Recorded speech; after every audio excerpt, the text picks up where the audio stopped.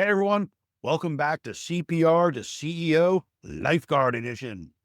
We're going to talk about how to find a pool or training location without breaking the bank. So most people think, I'm going to teach lifeguarding. I need to have my own pool. No, you do not. You can teach lifeguarding at a variety of places and you do not need to build your own pool, which is very expensive. So let's get into this. You can find a variety of places to teach your lifeguarding class that you don't have to build your own pool. Having a pool, sure, that's great. That's a fantasy that most of us are never going to achieve. So let's figure out what we can do to effectively run lifeguard training classes without your own pool. Here we go. There are a wide variety of pools in your neighborhood. It could be anywhere from schools, colleges, municipal recreation departments, local YMCAs or JCCs, could be privately owned pools, competition pools, swim team folks. All of those are available. Even hotels have pools that potentially you could teach in. How do you figure out where this makes sense? Couple things I'm going to suggest you do. One is check to see if those pools offer lifeguard training. If they do, that's a good sign they're already an existing instructor there who's teaching. And there's pros and cons. Do you approach that pool or not?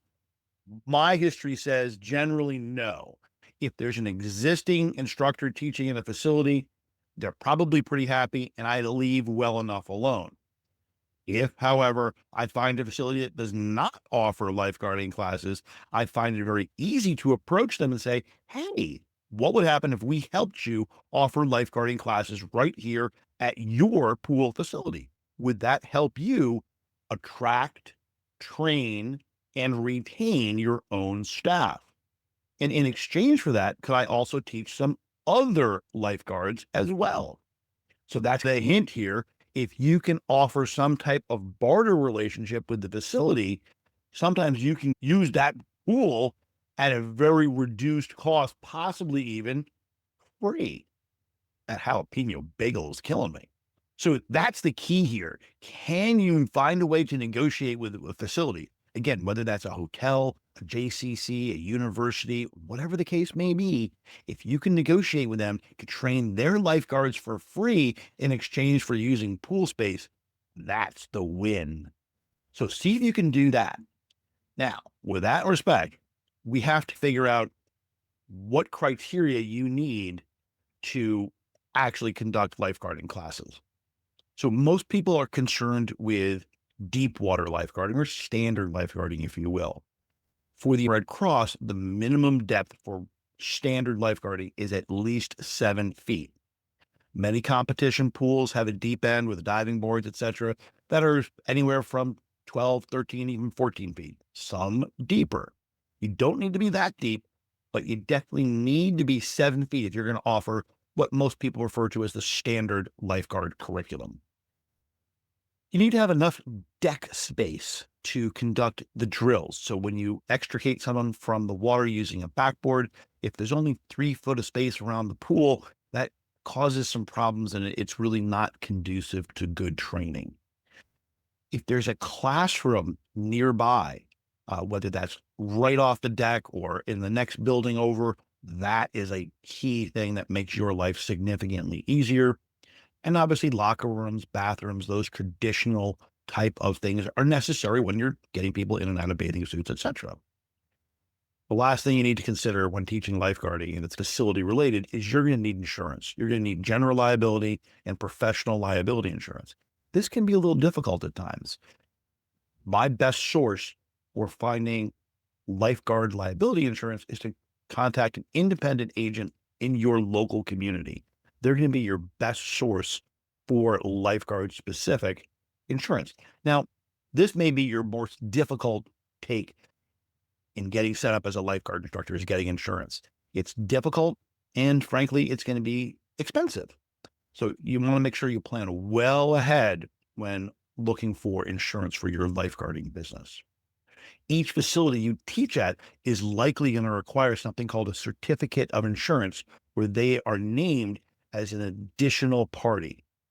That's something that you're going to have to figure out as well. When you get insurance, what do those additional certificates of insurance cost you? That's something you should negotiate up front with your agent. Now, there are ways to work with facilities to make it make sense. You don't need to be doing lifeguarding during peak prime time hours. You can do lifeguarding when the facility is not being used by other parties. It turns out weekends can be a great source, particularly not in the summer. Summertime weekends are more prime time, but middays, weekdays can be available quite a bit. Remember, you don't need the entire pool to teach lifeguarding. Could you get by with just 2 lanes for a class of 10?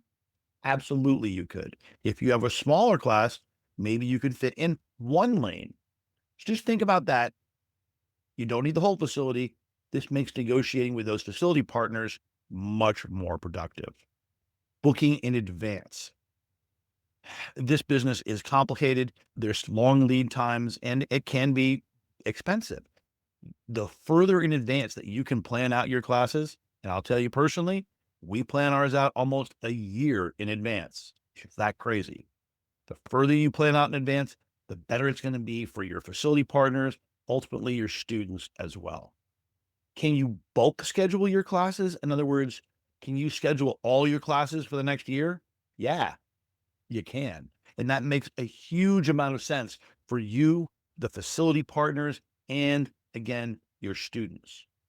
So just my personal story where we started teaching lifeguarding, we started at our local community pool. They needed people to train their lifeguards so they could have staff to staff their pool. We offered to do that for them, no problem.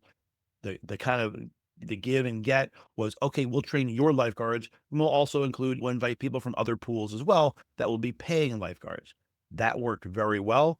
The advantage to the facility is they get effectively a 3-day, 4-day interview with these lifeguards. They get to see how they interact with our staff. They get to see that they show up on time or not, and they get to see their lifeguard skills. You have to consider lifeguarding a 3 or 4-day interview with the facility staff.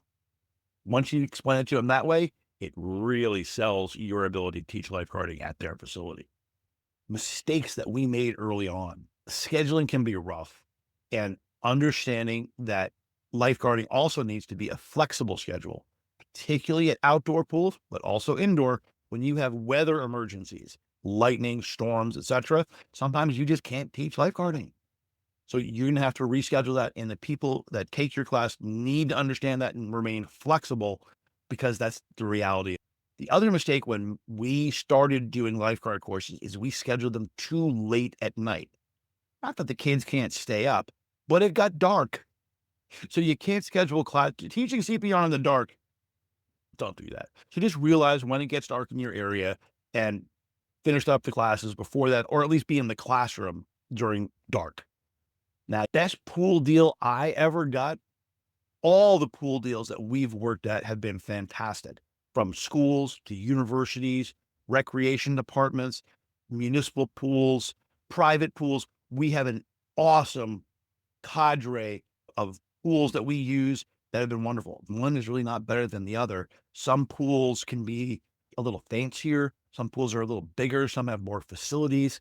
The pool we teach at in Florida primarily is the Rosen Aquatic Center in Orlando, Florida. It is a gorgeous facility. It's a 50-meter pool. They have beautiful locker rooms. There's a separate diving well or deep end that we can use for deep water skills for lifeguarding. And there's also a therapy pool, which is very warm, which we can use for some of the other skills. So it's a great facility. That's probably the best facility that we teach at. Deal wise, again, we deal with all of them and they're wonderful. And we've just been very blessed to have wonderful facility partners. So you should endeavor to have that as well. You don't have to teach at the Ritz-Carlton to teach lifeguarding. Let me rephrase. You don't have to rent the Ritz-Carlton to teach lifeguarding classes. In fact, the pool at the Ritz-Carlton probably isn't deep enough. Hotel pools can be shallow and they generally don't work with a few exceptions. Now, A little hustle and a good pitch should get you a good negotiated rate for that pool. It could be a little money, it could be some swapping of services, but a good pitch, understanding their needs and helping them with their issues will definitely help you with yours. Now, here's my ask for you today. I want you to please like this video, comment, let me know what you think. We would love to hear what you think. It helps us as well as we grow this channel. And please subscribe. Whether you're subscribing to our podcast or on YouTube, it really helps.